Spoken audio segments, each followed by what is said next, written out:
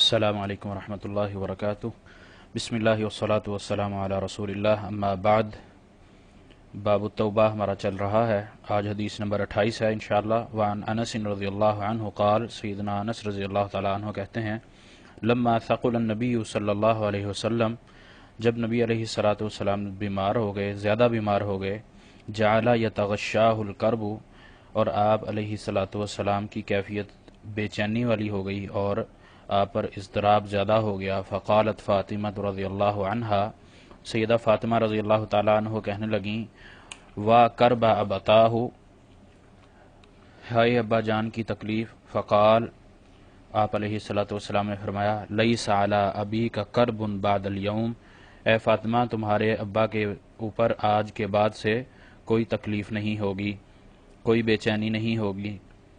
فلما مات قالت، جب آپ علیہ الصلاۃ والسلام دنیا سے رخصت ہو گئے تو سیدہ فاطمہ کہنے لگیں، یا ابتاہ، اے میرے ابا جان، اجاب ربا دعاہ، میرے ابا جان نے اپنے رب کے بلاوے پر لبیک کہا۔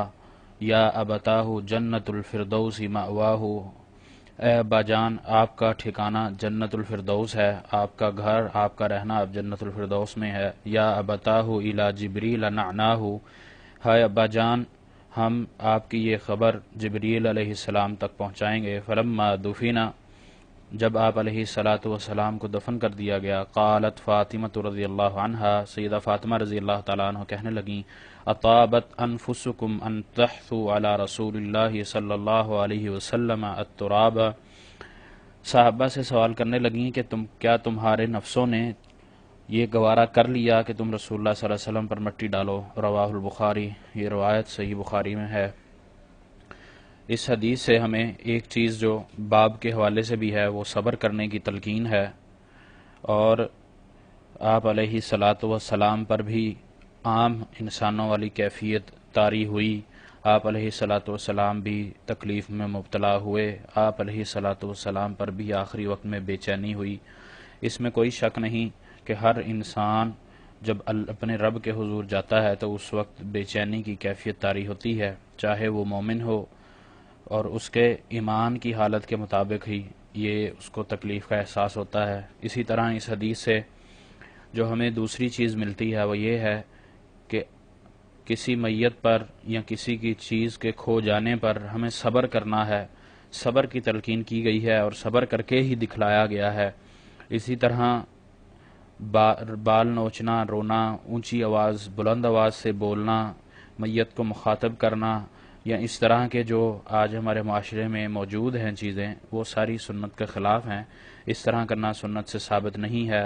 بال نوچ لیے، گریبان پھاڑ لیے، سینے کو مار لیا، یا کپڑے پھاڑ دیے، یا ایسی آوازیں بلند کرنی کہ اٹھ جا فلاں، تو اٹھ جا، تو میری بات سن لے، یہ جملے درست نہیں ہے۔ اسی طرح میت یا کوئی ایسا غائب آدمی جو آپ کے پاس موجود نہ ہو، اس کی اچھائیاں بیان کرنا سنت سے ثابت ہیں، اس کے اوصاف بیان کرنا جائز ہے۔ اسی طرح آپ علیہ الصلاۃ والسلام کو بھی جو عام انسان کا، بشر کا معاملہ ہوتا ہے، اسی طریقے سے اللہ تعالیٰ کے حکم سے اور آپ علیہ الصلاۃ والسلام کی سنت کے مطابق معاملہ کیا گیا، اور برزخی زندگی میں آپ علیہ الصلاۃ والسلام زندہ ہیں، لیکن دنیاوی زندگی، جو دنیا میں زندگی آپ علیہ الصلاۃ والسلام نے گزاری، اس سے قطع تعلقی ہو گئی ہے، اس سے تعلق ٹوٹ گیا ہے۔ اللہ تعالیٰ سے دعا ہے کہ اللہ تعالیٰ ہمیں صحیح سمجھ دے کر اس پر عمل کرنے کی توفیق عطا فرمائے۔ اور اسی طرح اس حدیث کے آخر میں جو سیدہ فاطمہ کا قول ہے، سیدہ فاطمہ نے جو سوال کیا ہے، وہ اس وجہ سے کہ یہ بہت زیادہ غم اور شدید کیفیت تھی، اس کیفیت میں اپنے پیارے کو اپنے سے دور کرنا، اپنے سے دور لے جانا، یہ بہت مشکل کام ہے۔ اس وجہ سے انہوں نے یہ کہا کہ کیا جو کیفیت میری ہے، میری دنیا اجڑ گئی، کیا تم لوگوں کے ساتھ بھی یہی معاملہ ہے؟ تو یہ سوال کا مقصد یہ تھا، ورنہ یہ معاملات جو ہیں یہ اللہ تعالیٰ کی سنت ہے، نبی علیہ الصلاۃ والسلام نے عمل کر کے دکھلایا ہے، یہ مشیت الہی ہے، یہ ایک پروسیس ہے جو اللہ تعالیٰ نے مقرر کیا ہے، یہ ہر کسی پر ہونا ہے، اس سے کسی کو استثناء حاصل نہیں ہے۔ اللہ تعالیٰ سے دعا ہے کہ اللہ تعالیٰ ہمیں عمل کی توفیق عطا فرمائے۔ وما توفیقی الا باللہ علیہ توکلت و الیہ انیب۔